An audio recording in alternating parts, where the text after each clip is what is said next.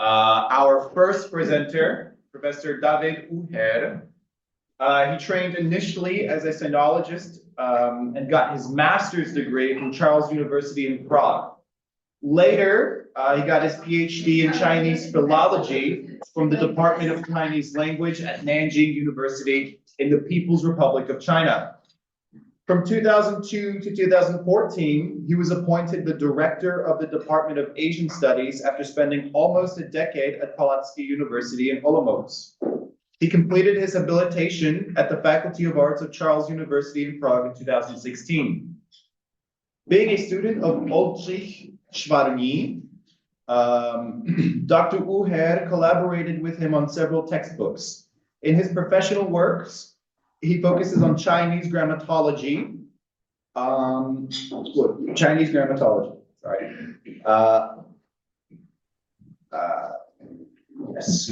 He also focuses on Chinese phonology, modern Chinese, and modern Chinese.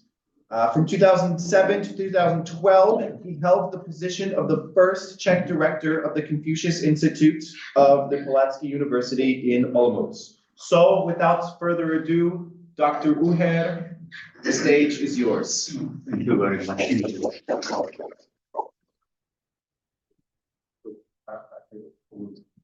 Can I sit because I will. So maybe you have to share the presentation, right?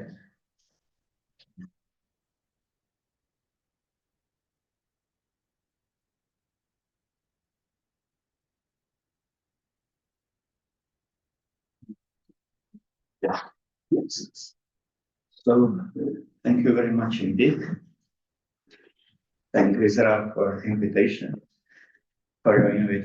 And today we have a very interesting question to answer. I hope that by the end of my speech, you would get my idea and we can discuss it, of course.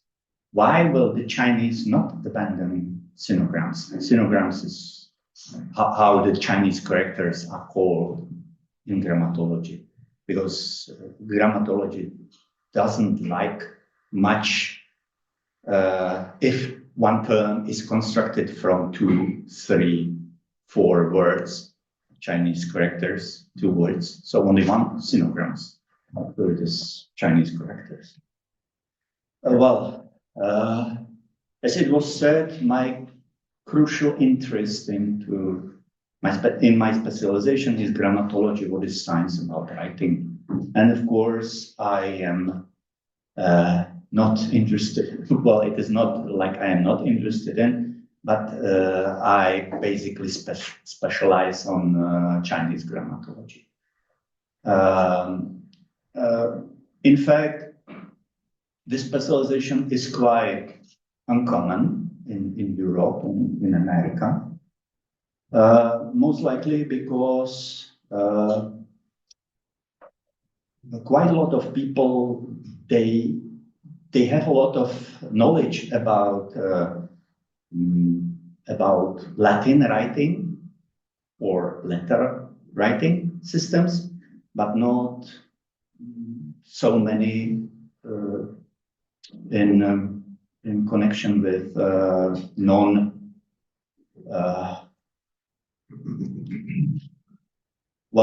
in Pleremic system, not Cenemic systems. Pleremic systems is, for example, Chinese, and Cenemic system is, for example, Czech or English, and so on. Some people are questioning enough research in Chinese grammatology. Well, I would say yes, because there are a lot of units inside the system, so you can study their connections and hierarchy and so on and so on. Basically, there are about, there are more than 50,000 characters. So you have a lot of work to do if you want to handle the system as a system. I don't know if in English it's also said that Chinese characters looks like split T. In Czech it is said so. So I searched on internet and I found a very interesting picture, which I am uploading to my presentation. And it's in Slovak. There is a text on the paper, and the text is written in Slovak. So I will translate it for you. And it is said that only Chinese characters looks like split T. So, and it is written in Latin. So definitely Chinese characters are not split T. They have quite a system, and I would like to demonstrate how the system works. Basic or crucial term for Chinese grammatology is so-called graphic field. Basically, it is square in contemporary writing. And in that square, you have to put in every character. It doesn't mean that small characters have smaller graphic fields. All characters, even the interpunctuation marks, have the same square to be written in. So on the left side, you have the simplest Chinese character, sinogram. It means one, obviously. And on the right, you have, I'm very sorry, I was not able to find the 64 strokes character at the internet. So I just, because basically this character, this complicated character is constructed from 3 dragons.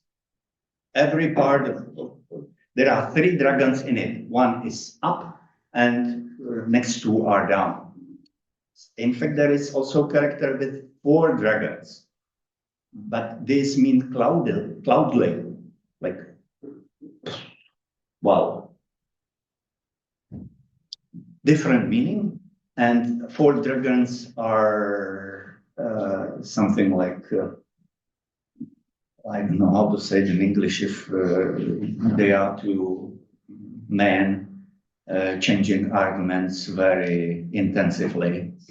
So most likely they will be described by the character, but it is really quite, I would say, quite uncommon character. And basically characters are not written with 64 strokes, but 8 to 12. They can be more, but they are not very common in the use. To understand this split T, some crucial units are very important to understand. One of those units is a stroke. There are only 5 basic strokes in Chinese writing system, what can make the system like simpler than it looks like.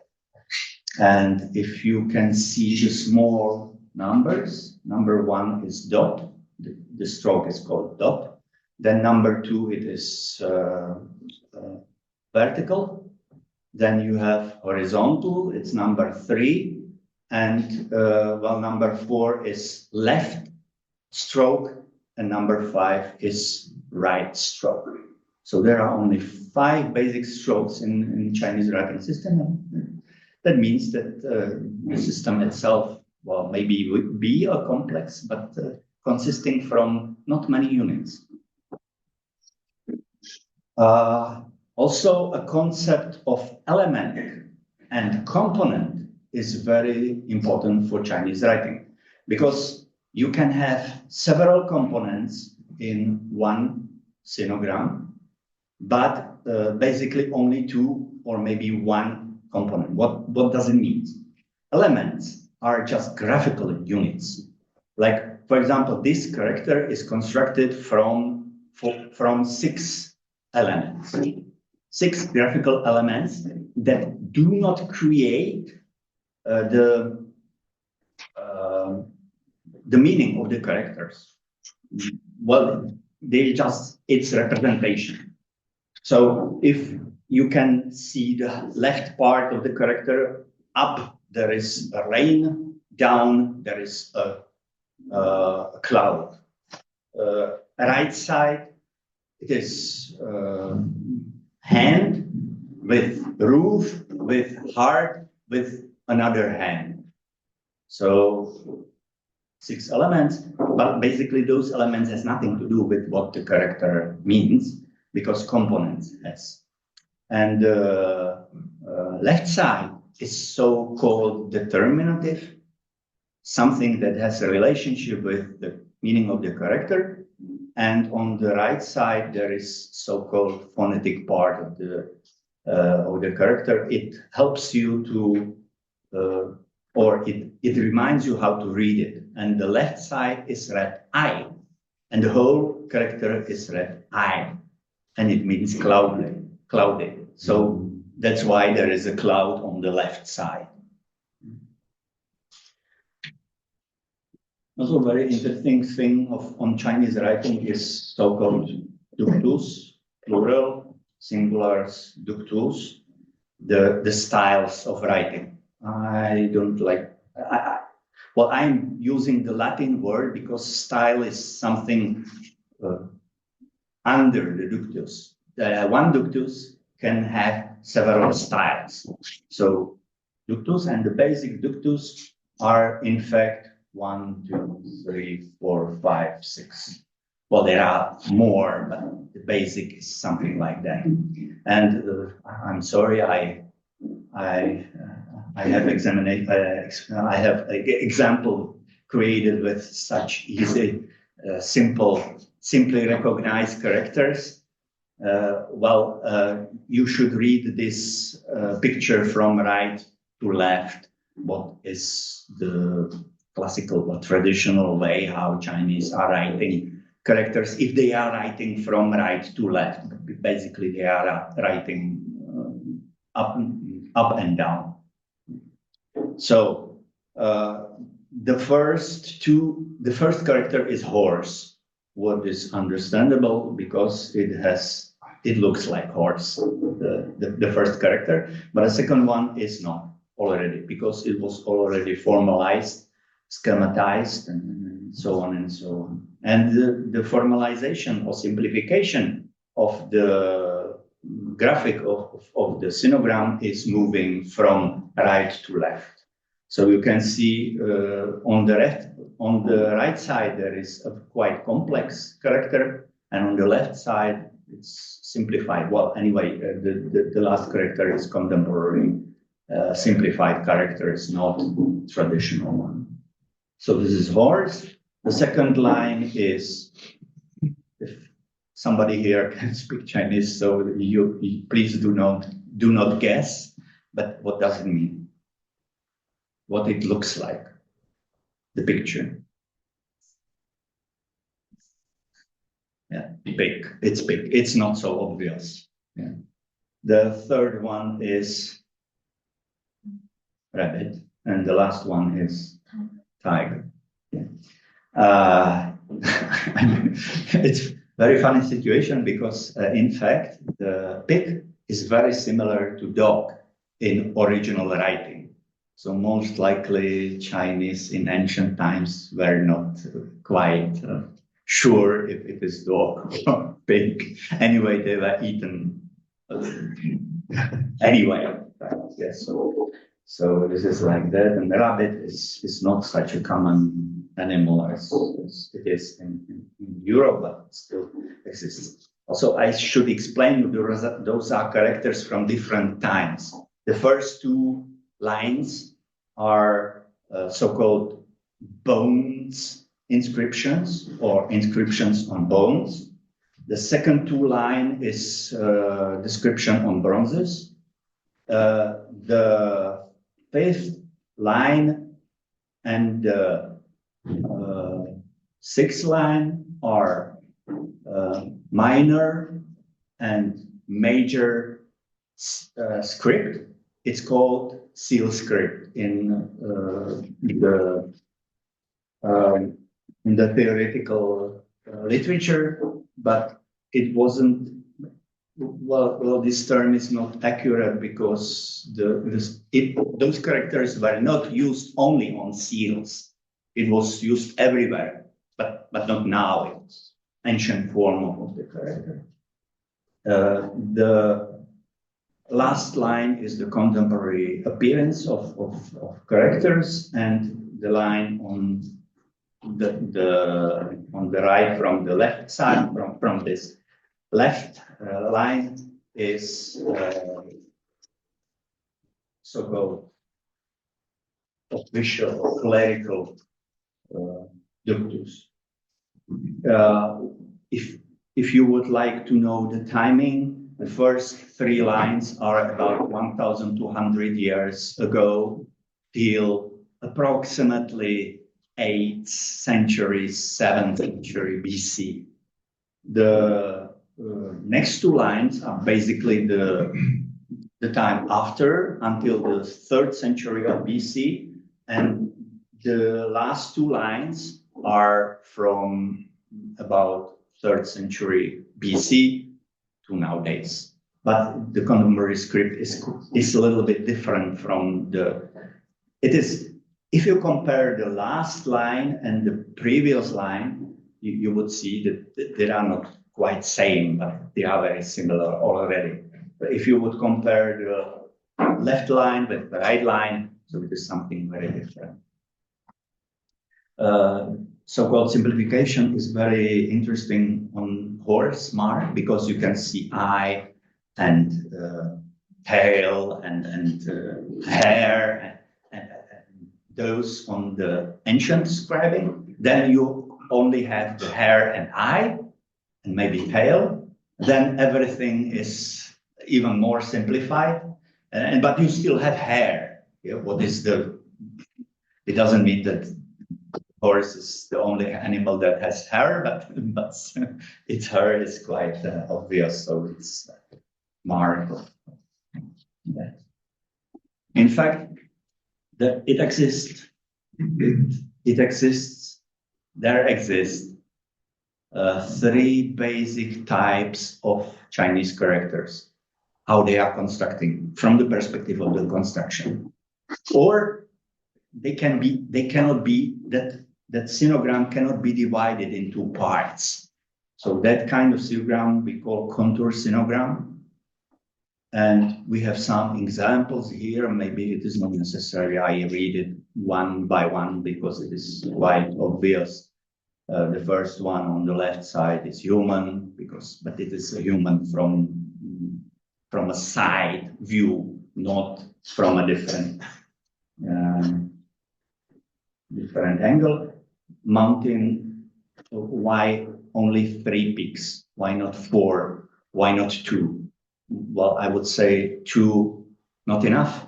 4, too many. So 3, it's like, but of course, the form of the characters is basically based on kind of invention. And if you want to learn the system, you have to accept the convention.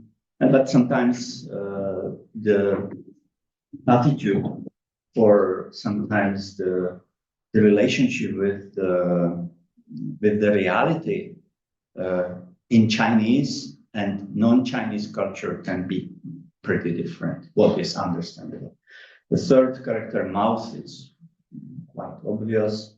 Phallus, of course, is also quite obvious, and field, and eye. Eye is turned around. Originally, it was like in a shape of eye, but now nowadays it is written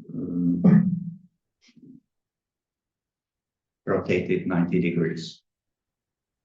Then there are also some other contour characters, sinograms, but maybe because I'm a little bit afraid that I will not be able to tell you everything that I want, I will move to the next category. Next category of character is so-called borrowed characters or borrowings.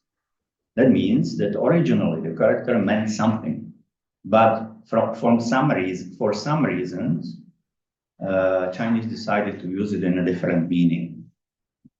So basically, if you check those meanings, you would discover that originally it was something very concrete, and in the end, it was something quite abstract. Because the origin of Chinese writing system, of course, is pictographic. So depict something from our reality, it is quite easy, but depict something what is up in our head, it is quite different. So that's why the reality was used to depict the ideas. And it was based on similarities in pronunciation. Basically, nowadays, those two characters, like for example, the first character, nose, doesn't mean nose anymore in contemporary Chinese. It is written in different, with a different character, but based on that nose part. And this character nowadays, and well, definitely nowadays mean like myself or use yourself or alone. Armpit, it's quite visible because there is a human and you are pointing on these two parts of him, so it is so, but basically the character was used in meaning also.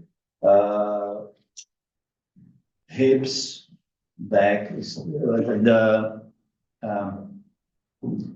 east, west, south, north.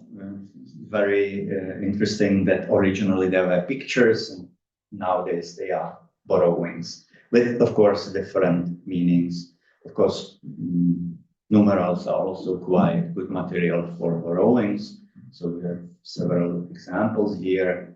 And I would believe that we can move to the most interesting part of the Chinese writing system, at least from the perspective of the students. What are ideograms? You're putting two characters together and it creates a kind of meaning. So if you have two people, it would mean to follow one after another. One person is following a second one. The second character is crowd. Why three? Why not four? Why not two? Again, two, not enough. Four. Just imagine, every character is consisting from an amount of strokes. And if the strokes are many, you would spend a longer time writing one character. So you don't want to make the whole thing very complicated for you. The third character is human next to the three. So he is resting or under or next to the three. The tip is a very interesting character because upper part is small and downer part is big. So the tip is in that shape. So it depicts the shape that we are interested in. Maybe interesting character would be the external or exceptional, because it is constructed from divining, and evening. It was exceptional to divine when the sun is down, when it is dark, because it was very difficult to read what was divine. But of course, there were some examples that it was also possible to make divination in after dark, but it wasn't very common, so it was exceptional. So that meaning was created by this way. Why many are just two pieces of meat and not three or four? Again, just convention. Right? And next two characters are quite famous examples of ideograms. Roof and women is quiet, and roof and pig is home. Difficult to say who is the pig, but of course there is an explanation that basically Chinese lived in the first floor, and downstairs were animals, and if they cooked something and threw something out, so they will just throw it down and the animals would eat it. So it was simply or quite interesting way how to construct the meaning of home.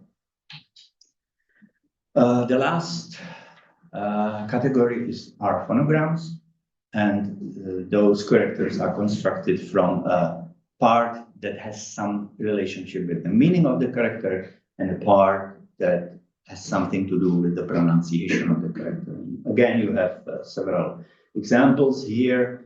The PH short is for phonological part or phonetic part of the character. And what is written in that different writing, Latin writing, different Latin writing, it is the pronunciation first of the character and then the phonetic part. So you can see in example of the first character, the whole character is written exactly the same way as the phonetic part. So here the phonetic part is very accurate.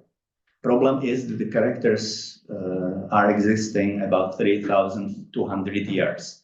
And during that time, the pronunciation changed a lot.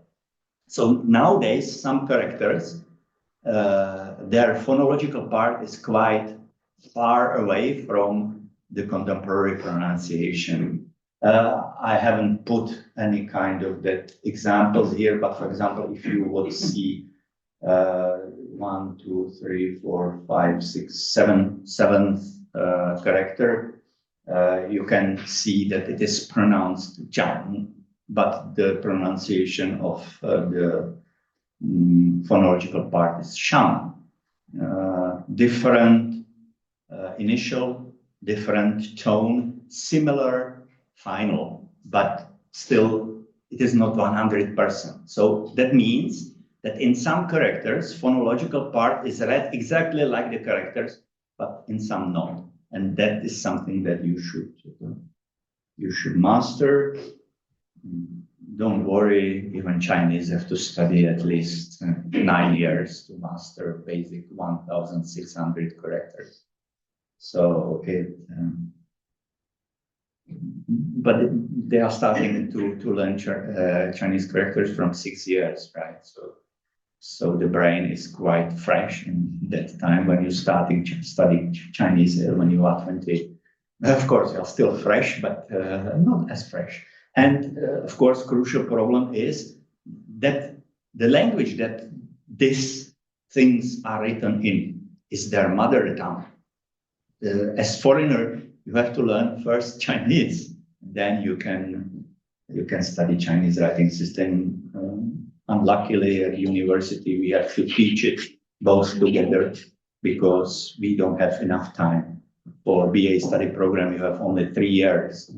We discovered that if you would teach students more than 400 characters in 1 year, they will not handle it.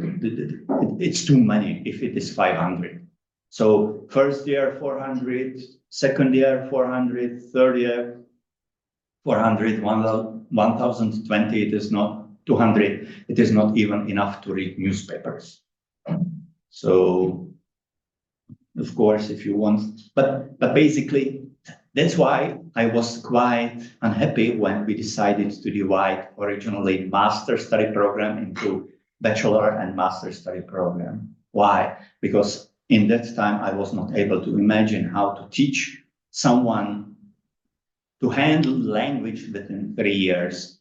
5 years, it is still not enough, but it's better, right?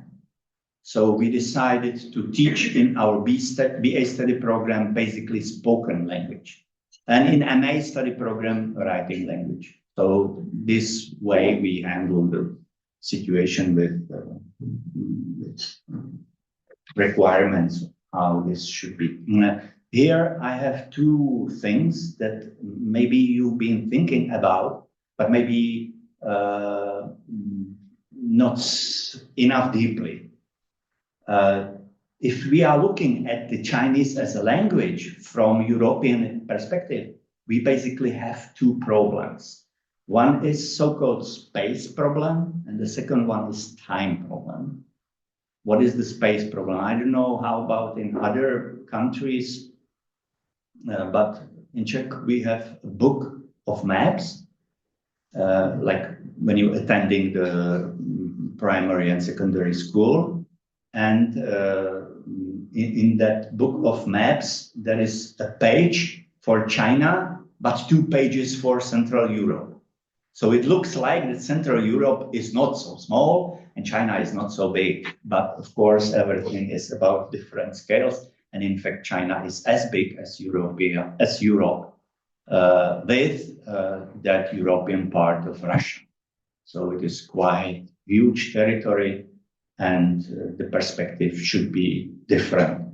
Also, you can understand how complicated the language situation in China would be, because we don't have only one language in Europe. We have several languages.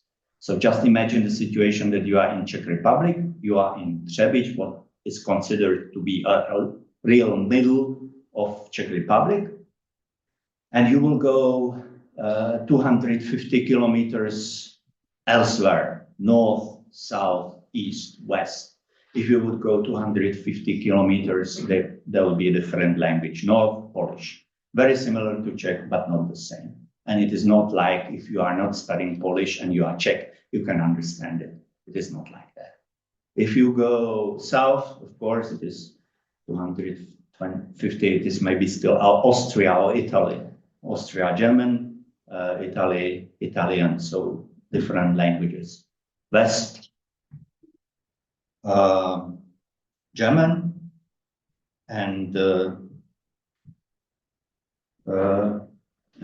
East is one like exception. There is a Slovak language which is quite similar to Czech language, but it's not the same.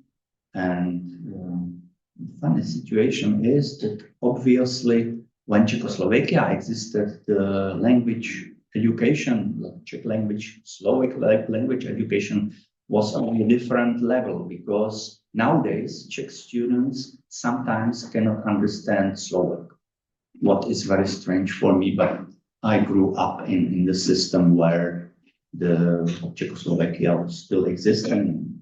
I remember every Monday there was evening program fully in Czech, in Slovak language. So this way you can learn a lot.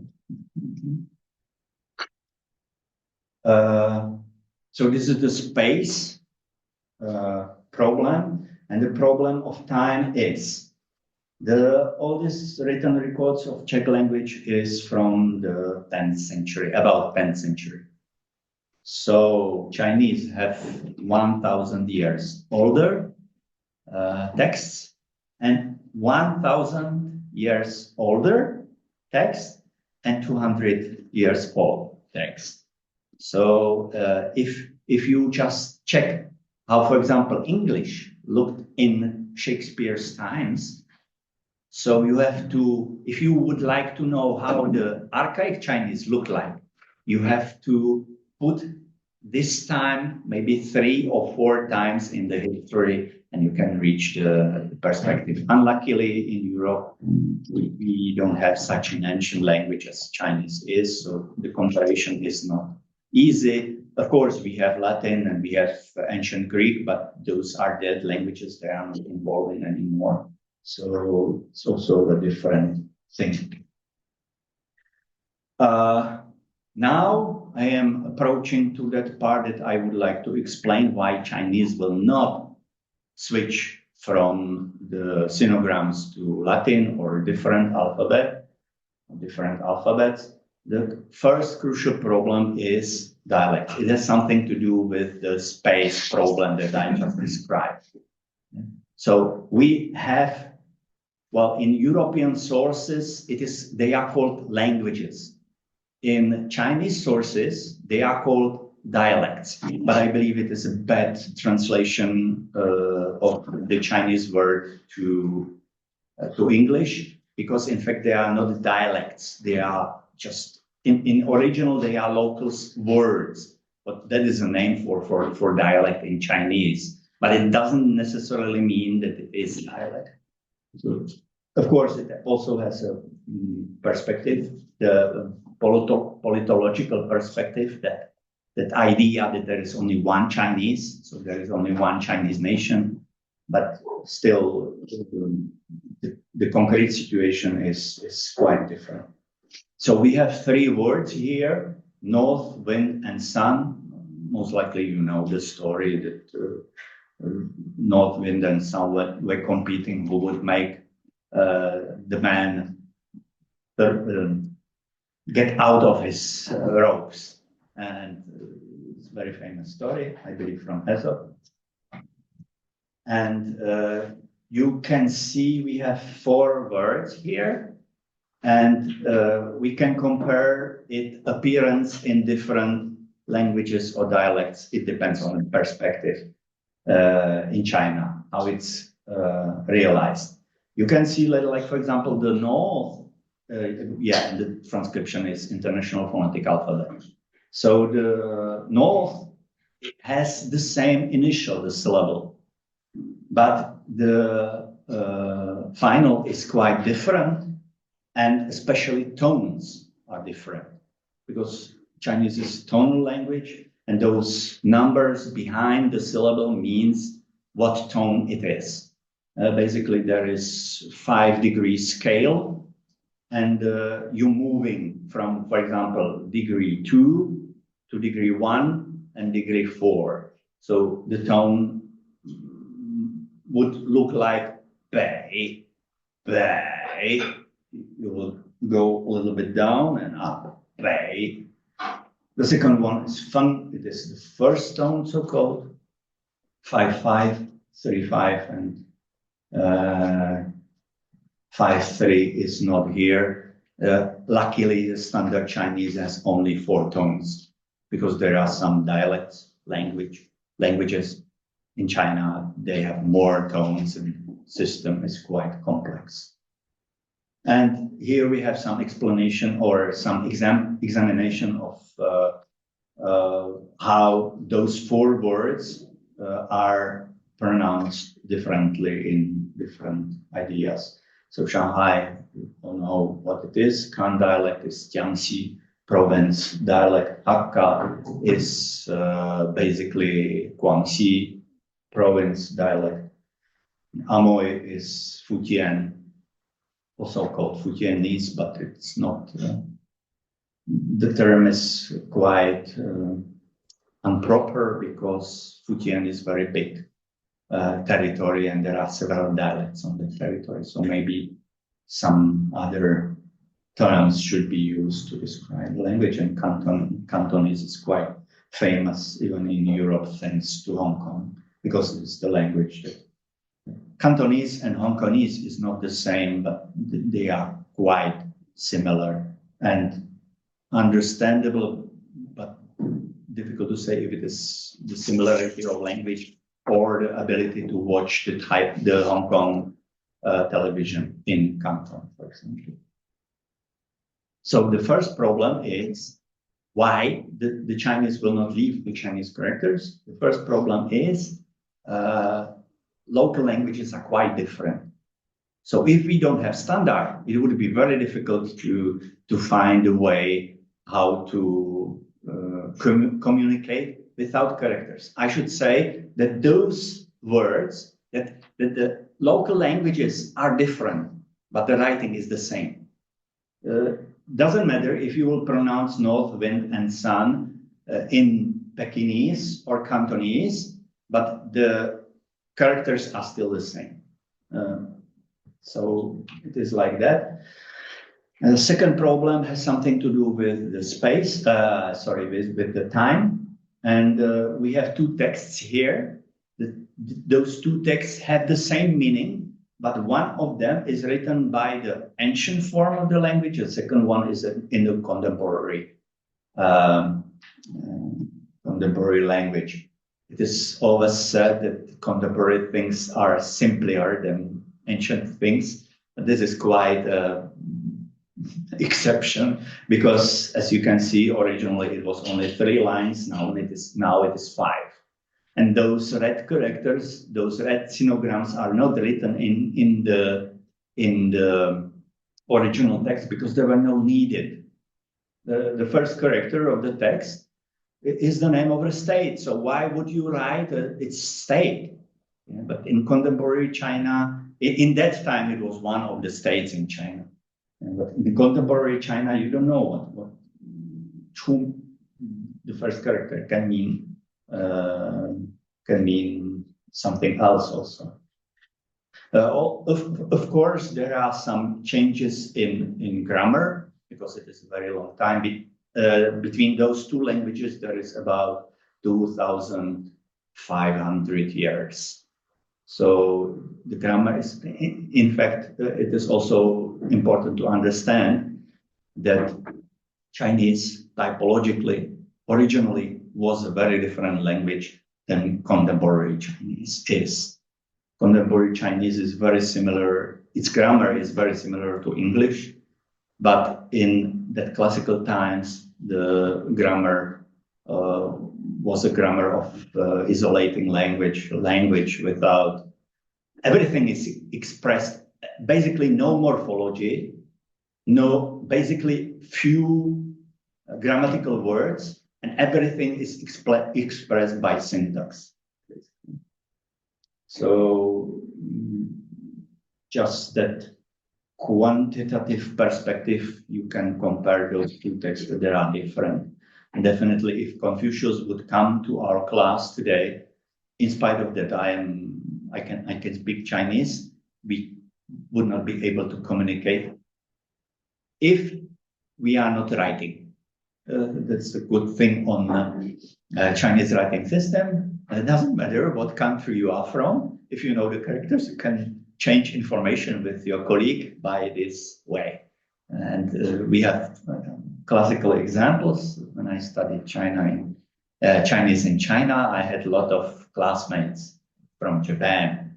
And after the first day of school, they were able to read the newspapers. Really shocking. They said, no, it's only about nouns. They are written in different names, different ways. Other thing is quite similar with Japanese. So it is something like when students from Czech study Latin and Chinese study Latin. For Czech, it would be quite easier because there are a lot of words from Latin in Czech language. But for Chinese, it is, Chinese language is that kind of language that doesn't like phonetic borrowings much. So they basically translating everything. So even coffee, it is not translated, it's transliterated, but the pronunciation is quite different. If you are out of context, would you understand that cafe is coffee? Difficult to say. And of course, Hanpao is hamburger, for example. And the last crucial problem, and I'm closing to the final part of my presentation, is, Chinese could switch into Latin if there is not such a diversity in space and time realization of the language. Also, the consideration about switching into Latin was because of computers, because originally it was difficult to put all 56,789 characters into the computer or write so many things. The number 5, 6, 7, 8, 9 is artificial. I don't believe it, but it's written in the biggest dictionary of characters that it consists about 56,789 characters. But of course, some of those characters are not used anymore, and some of them are quite uncommon. So the most frequent characters is somewhere 2,500, 3,500. It's still a lot of units, but it's handleable. Most likely there is no one at the planet that is able to use all of those 50,000 characters. It is said that medical doctors are able to read biggest number of sinograms, because traditional Chinese medicine is quite old. So except from the nowadays terminology, there is the old terminology, everything is well, like locked in that so many characters. So originally there was idea to switch into Latin, but there was also a very funny idea to switch from Chinese to different language. Yeah. Like, for example, Esperanto, but it wasn't very successful idea, but there was this idea existing. And the basic problem with switching from sinograms to Latin is that you would not be able to communicate with people speaking different local speech, and you would lose your tradition. That is something that Vietnamese experienced when they switched from Chinese characters into Latin. So contemporary Vietnamese without special education are not able to read all this literature. It wasn't written in Vietnamese, it's written in Chinese, but still you cannot read it. And Chinese nowadays, not very easily, but still can read Confucius, who lived 2,500 years ago. It's exciting. You can share idea. Well, it's just one direction sharing, because Confucius is sharing his idea with you, but you are not able to share your ideas with Confucius. If you have special powers, maybe you can, but be mindful of all those time machines. Mysteries are quite interesting. Crucial problem is that the time machine would be firstly used by army. And it's very difficult to guess what army would do with stuff. It's like that. Why we are still using the characters, we should thank to Mao Zedong, who was he was against switching from Chinese characters to Latin. I believe it is also from the perspective that I already know the characters. So you have to learn it as well, and suffer in the same way that I suffered when I was young or small. So it's just a little bit joke, and the digitalization problem was solved when they started to put the characters into computer, not in one byte, but in two. And because this way you would create pretty much more opportunities for you to communicate. Thank you very much for your attention.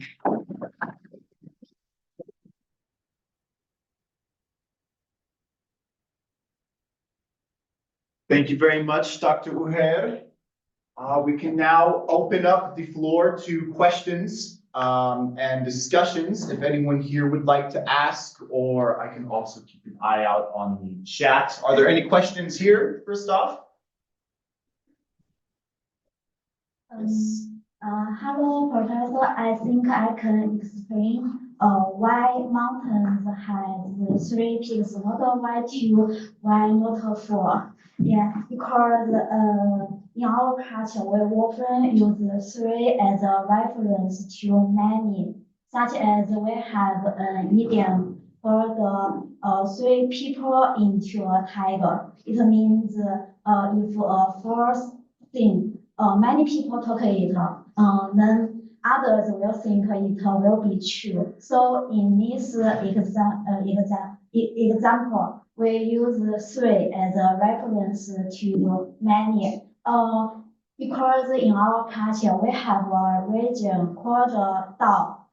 We have an old saying, Dao gave birth to 1, 1 gave birth to 2, 2 gave birth to 3, and 3 gave birth to all things, such as the world. So we always use 3 means many. So maybe that's the reason why we use three peaks means mountains, not Y2, not Y4. Because it is quite interesting why it is not 2 or 4, because I understand that for Chinese culture, 2, 4, 6, not 4, but 2, 6, 8, 10 is better than 3, 5, 7, because it cannot be split into 2 equal parts. But this idea maybe is quite younger than, because when you, like for example, when I once make a big mistake, I went to visit my professor, and he was in hospital, he was sick. And when I arrived to the hospital, I discovered that I have no gift for him. And outside there was a lady selling pears. So I bought four pears.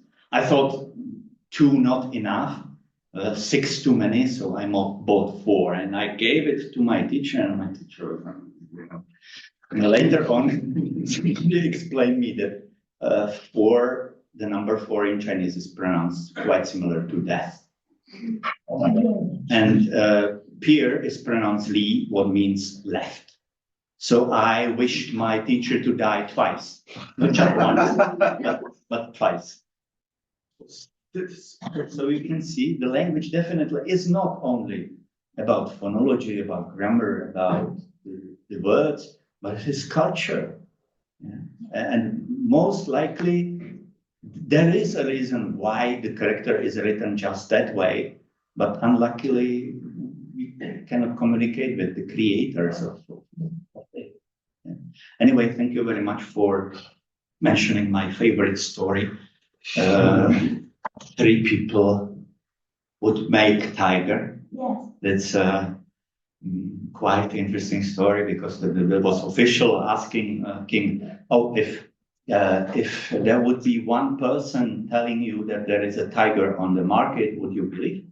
And he would say no. And he said no. And the official asked again, and if 2 people would say it so, I would start to doubt. Yeah. And 3 people, I would believe. And the official is going on in his, it was just prelude to his idea. And you can see, King, there are more people, they are saying that I'm bad. So you trust them, but I'm not bad. So, yep. Yeah, thank you so much for the talk, and I especially want to zoom in on your main point, your thesis for the talk. It's really close to some of my research. I did research in China for a long time and came to understand that the language situation there is extremely complex and also historically and politically fraught in terms of translating these terms. I think you're right in general that language, what gets translated as language is more like a language family, and what gets translated as dialect is more like a language, and shifting those around is a matter of translation. I think it's a clearer case when the language is unwritten, partly because, and I want to get your perspective on this, is the reason I'm asking. It came to seem to me like identity plays a major role, and the sociolinguistic identity of a written script is a really strong cohesive factor. And when you come to think about what a language is, factoring in the sociolinguistic dimension of identity cohesion, and then the role that a script plays in pulling people together, in spite of the fact what we tend to default to as Western linguists is intelligibility as the benchmark. And that's clearly not there among most of what Chinese speakers call Chinese dialects. But the script is by and large there with some minor modifications from place to place. And so what would you say about that as one layer of ambiguity on whether or not still Chinese varieties, Chinese dialects could be the same language from a sociolinguistic perspective related to the script? In fact, your question is very interesting. I have just maybe one or two examples of how it works. Like, for example, in Japanese, they just borrow the Chinese writing system and put some special marks in it because those two languages, Chinese and Japanese, are quite different. So, but basically the characters are the same. If you would have the name of the chairman I just said a few minutes ago, Mao Zedong, you would speak to Japanese and you would say Mao Zedong, the Japanese would not know what you're meaning. But if you will write it, he would say, oh, you mean mo takto. What is Japanese reading for the Mao Zedong? So the same concept, but different realization. What is funny on Japanese, it is that there are so many homophones in Japanese that if there are no characters, they cannot understand each other. And of course, it is not like in common language, those homophones are not appearing so much, but if you are talking something theoretical, and you would say shishi, it can mean, I would not say hundreds, but tens meaning. So basically when the teacher is explaining what is he talking about, he had to write the characters to make the students understand, oh, you mean that shishi, not this shishi. So basically it is because phonological system of Chinese is quite simple, but Japanese is even simpler. No tones. Well, the vocalic system is simpler.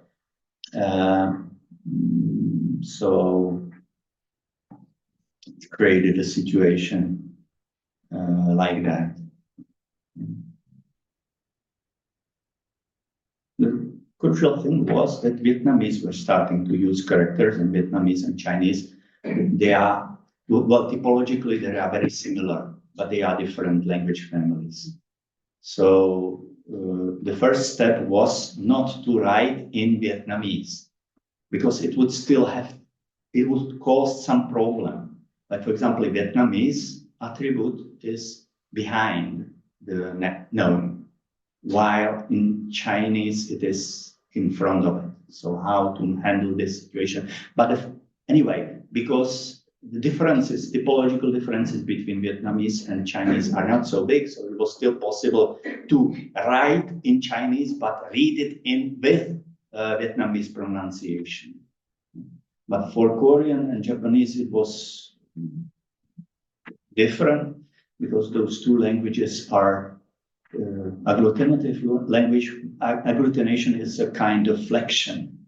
And Chinese, it doesn't mean that Chinese doesn't have flexion, but not so many as European languages. So it is very difficult. In fact, some of my teachers told me that it would be the same, like Japanese accepted the Chinese writing system, like we Czech people would accept a Chinese writing system. We should put some special marks on it to be understandable. And it has something to do with your luck of your nation, where your nation is situated. All around, well, China was a huge cultural empire. And as Japan was so lucky or unlucky, it depends on the perspective, that you are next to that entity. So, of course, you can create your own system. That would be kind of, a lot of time would be needed.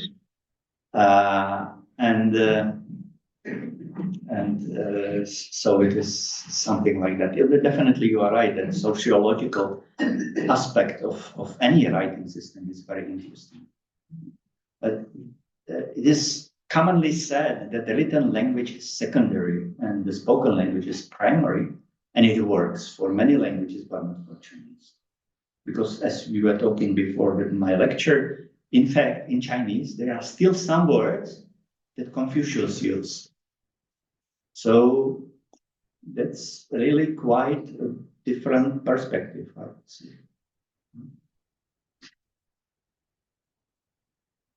Do we have any more questions from the room?